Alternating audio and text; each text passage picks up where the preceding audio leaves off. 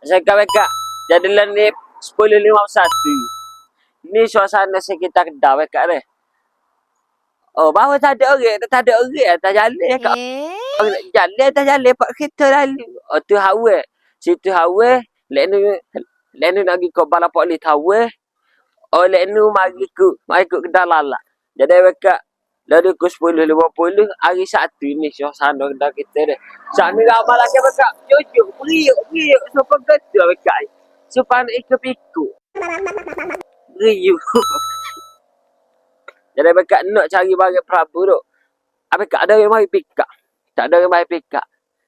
Tu saya tak tahulah dia pikak ke apa. Nampak pun lembek lipat ke Kak nampak ke apa. Kenapa Kak tahu biar Kak nampak ke apa. Saya nampak lembek lipat jadi terima kasih banyak lah. Jadi Kak hok mana nak cari set Prabu atau segelai Kak mari di MM Prabu Cuk pi lah dah panah balik Kak bengok je. Di tengah panah.